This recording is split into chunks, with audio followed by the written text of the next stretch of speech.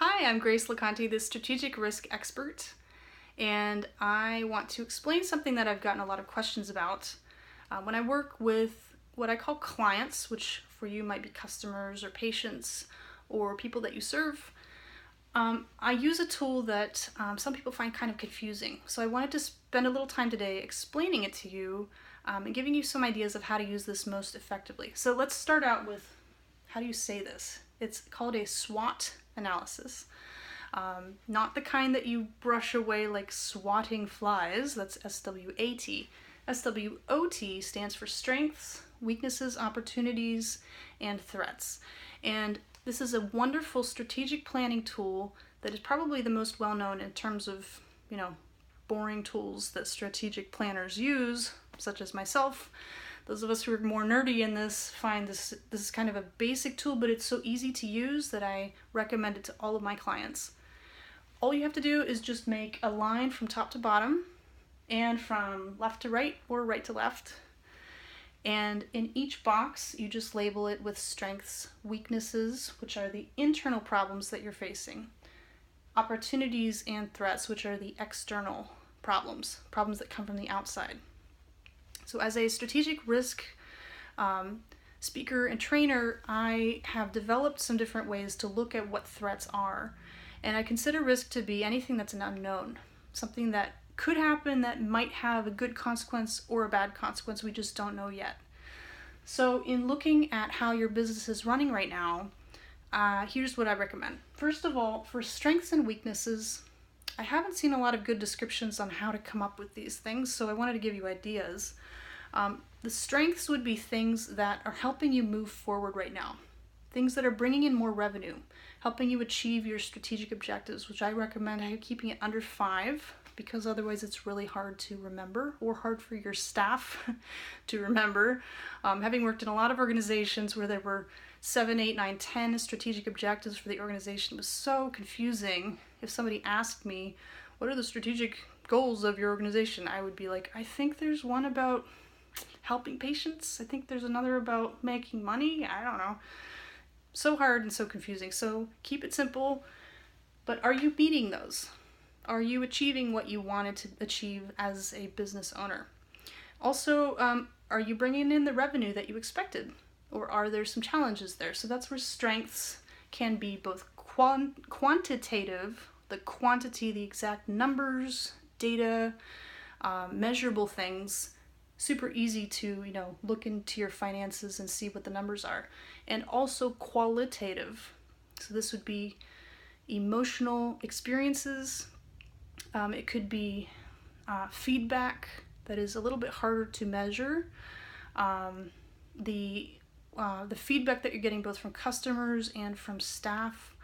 So for strengths, you might have long-term customers that are really loyal. A qualitative of that would be that you get feedback that customers are super happy, they are thrilled with their experience, and they're getting a lot of value. A weakness would be the opposite of that. How are you not achieving your goals? How are you not getting to your revenue level that you want? Where are you not on target? Are you spending too much? Are you decreasing the patient or customer load that you want? Are you in debt? That's a big one. Are you not achieving the things that you wanted to do?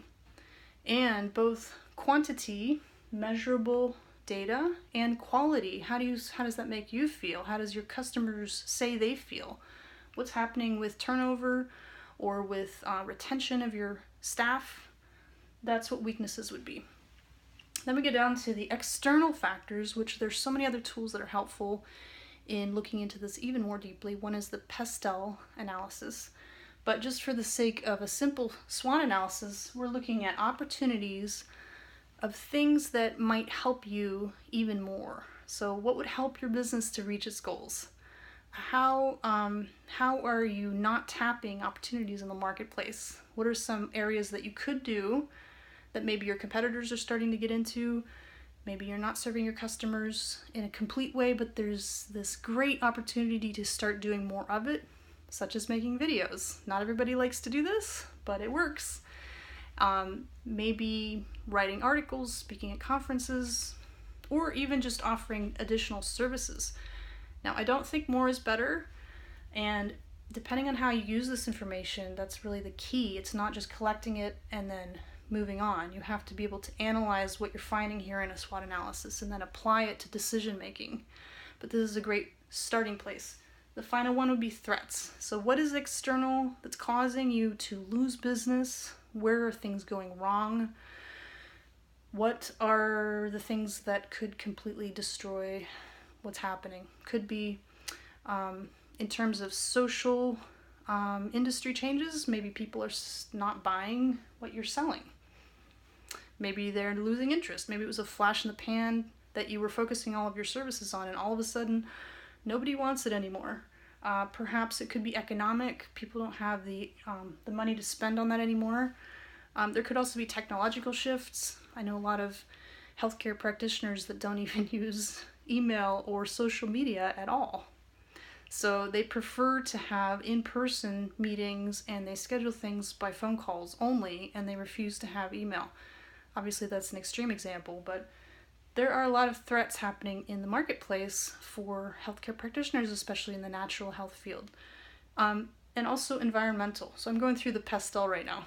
It's political, policy changes and shifts in public sentiment, economic, social, environmental, or technological, environmental, and finally legal, new laws, changes in regulation and legislation, and then legal pitfalls. So what are these external things that could bring your business down? What could threaten it to shut down, or really just to make you not be able to achieve those strategic goals? So that's the basics of a SWOT analysis. To get the most out of this, you would want to use the next step, which I call a super SWOT, by adding weighted elements where each of the things that you list is rated in terms of how important or how serious it is, and what kind of outcome you might expect, or good or bad. So once you have that, you can make great decisions about what to tackle first and what to put off until later. But as a basic tool, this is really helpful. If you have any questions, or if you'd like to comment on how you use the SWOT analysis, be sure to leave a comment below. You can like this video and subscribe to my channel, and check out my website, LaConteconsulting.com. I look forward to connecting with you soon.